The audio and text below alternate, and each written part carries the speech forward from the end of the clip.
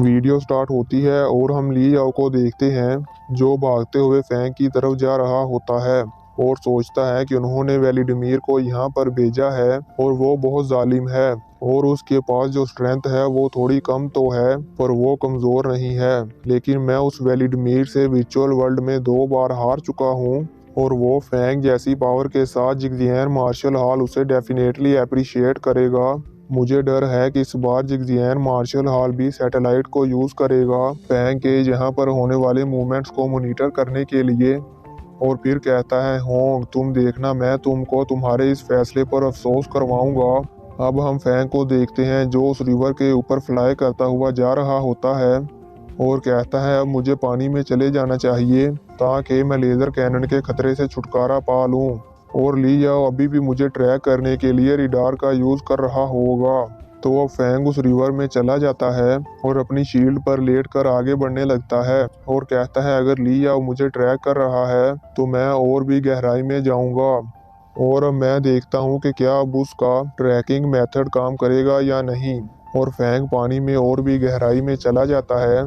अब हम ली याओ को देखते हैं और वो फैंग की लोकेशन को ट्रैक करते करते अचानक से रिवर के पास आकर रुक जाता है और फिर उस साइंटिस्ट को कॉल करता है और उसको कहता है मुझे यहाँ पर फैंग की पोजीशन को ढूंढने में प्रॉब्लम हो गई है, क्या तुम्हारा रिडार फैंग की पोजीशन को डिटेक्ट कर सकता है। तो वो साइंटिस्ट कहता है मिस्टर ली, वो फैंग जल्दी से साउथ की रिवर की तरफ चला गया था जिस वजह से वो हमसे अब बहुत दूर है और रिडार अब उसको बिल्कुल भी नहीं ढूंढ सकता। तो ली याओ गुस्से में चिल्लाते हुए कहता है क्या अब हम उसे नहीं ढूंढ सकते। ये सुनकर वो साइंटिस्ट डर जाता है और कांपने लगता है। तो अब ली याओ वहाँ पर कुछ सोचता है और फिर अपने ब्लैक गॉड सूट को एक्टिवेट करता है और ये सेम वैसे ही उसके यूनिफॉर्म पर आ जाता है जैसे कि एवेंजर्स इन्फिनिटी वॉर में आयरन मैन का सूट था।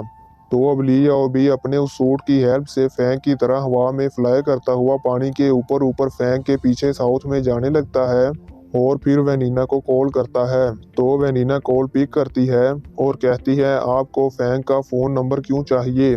तो ली याओ उसे कहता है जल्दी करो और फजूल की बातें मत करो। तो वैनिना उसे कहती है ली याओ वहाँ पर कुछ गड़बड़ मत करना, अगर तुमको फैंग की लोकेशन चाहिए तो तुम मुझसे पूछो और तुम्हारे कम्युनिकेशन डिवाइस में सिंपल ट्रैकिंग पोजीशन फंक्शन भी है लेकिन उसमें एंटी ट्रैकिंग टेक्नोलॉजी कम है, इसलिए अगर तुम उसकी लोकेशन को अपने डिवाइस से फाइंड करोगे तो फैंग इस तरह तुम्हारी लोकेशन को भी ढूंढ सकता है। तो ली याओ कहता है तुम्हें उसे ढूंढने में कितना टाइम लगेगा। तो वैनिना उसे कहती है फैंग का सिग्नल बहुत कमज़ोर आ रहा है, मुझे लगता है कि वो पानी के अंदर छुपा होगा, इसलिए मैंने ट्रैकिंग स्टाफ से कहा है कि वो सैटेलाइट की लोकेशन चेंज करके जल्दी से फैंग की लोकेशन को मालूम करे। मैं जल्दी ही तुम्हें उसकी लोकेशन की इंफॉर्मेशन सेंड करती हूँ। तो ली याओ कहता है ठीक है जल्दी करो और कॉल कट कर देता है। तो अब वैनिना भी अपना सर पकड़कर वहाँ बैठ जाती है। तो वो जो सोल्जर फैंग की लोकेशन ट्रैक कर रहा है वो वैनिना को बताता है मैडम उसकी लोकेशन कंफर्म हो गई है।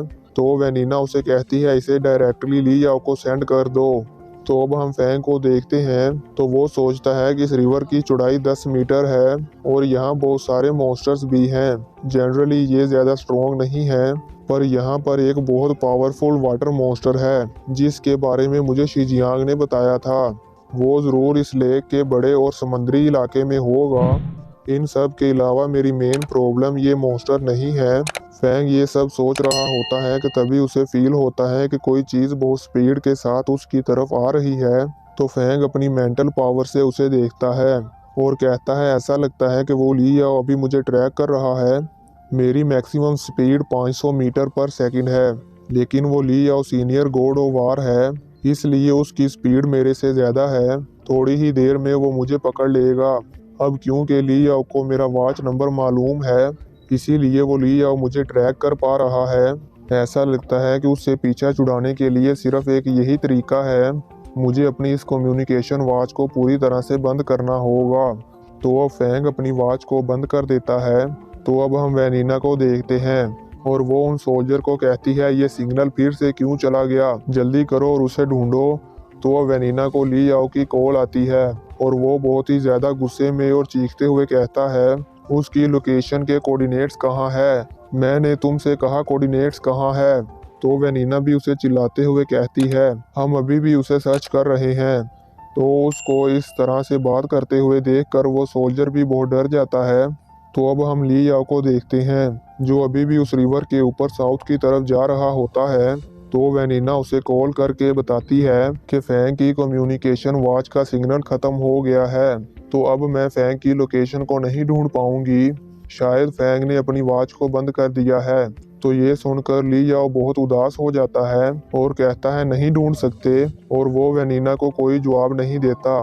पर वेनिना उससे पूछती है क्या तुम अभी भी वहाँ हो, पर ली याओ उसे रिप्लाई नहीं देता और कॉल कट कर देता है। तो अब हम थोड़ी देर बाद ली याओ को एक माउंटेन पर देखते हैं।